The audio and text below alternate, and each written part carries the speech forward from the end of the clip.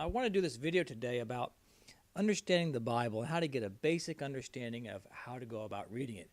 Because I believe that reading the Bible just a little bit, maybe a chapter a day, is so good for you spiritually. We spend a lot of time and effort on making our bodies healthy. We eat fruits, we eat vegetables, we exercise, maybe take some supplements, all these things that boost our immune system of our body and help us stay healthy. Well, what are we doing for our spirit? Well, my belief is that reading the Bible just a little bit every day is the same thing as like taking vitamin supplements for our body. It boosts the immune system, it makes us healthy, and it makes us less susceptible to spiritual disease. Keeps your mind at peace, keeps you centered in that kind of Zen place where you don't have things driving you crazy. You're not paranoid and obsessed. You're just happy and content with life. That's what reading the Bible just a bit every day can do for you. But the stumbling block for a lot of people on this is, well, they don't understand what they're reading. They don't understand why they're reading it. How is this important? So here's what we're going to do. Let's look over some basic things here to how to read the Bible so you can get the most out of it. The first thing I suggest is prayer.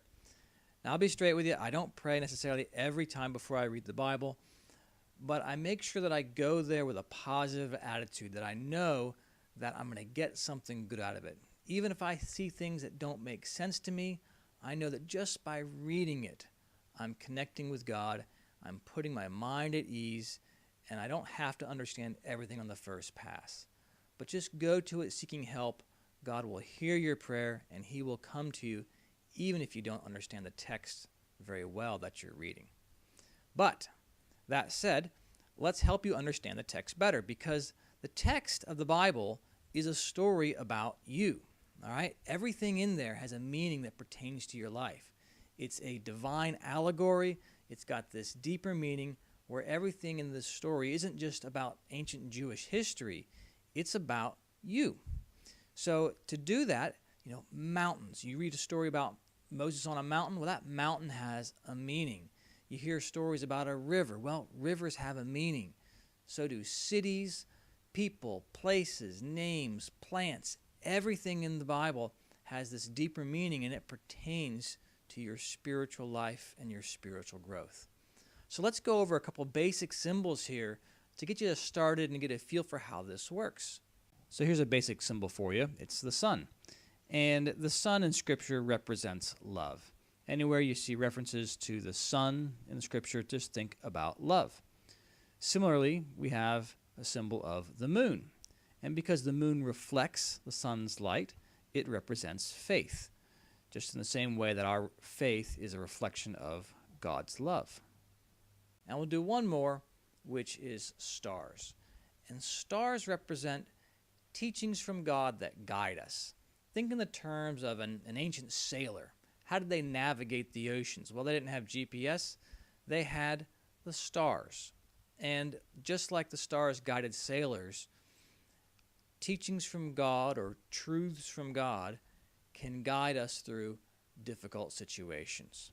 All right, so with those three symbols in mind, let's take a look at a Bible verse. All right, this is from Isaiah chapter 13, verse 10, and he's prophesying about a future time.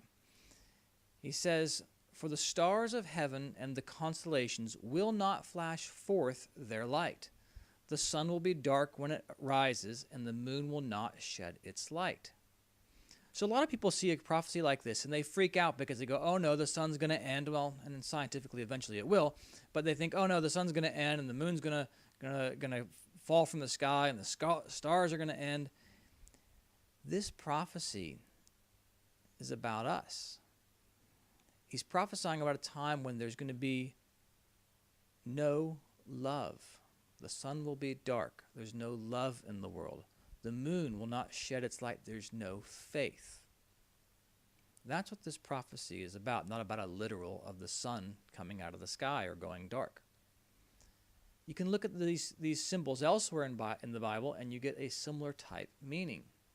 In Genesis, God made the two great lights, the greater light, which is the sun, to rule the day, and the lesser light, which is the moon, to rule the night.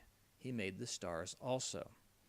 So this creation story is a story about our rebirthing process, how we go from God hovering over the waters of the deep in the very first verses, and to the end where God rests. It's this creation of a truly spiritual human being. And at one point in the process, we have to learn love. And God creates love in us, and He creates light, or the moon, and He creates the stars, those things that guide us. You have the same symbols at the very end of Scripture, too. It's in Revelation chapter 6. I watched as He opened the sixth seal. There was a great earthquake. The sun turned black. So there we go again. There's a time when there's no love in the world, like sackcloth made of goat hair, and the whole moon turned blood red. Okay, so something's happened with faith.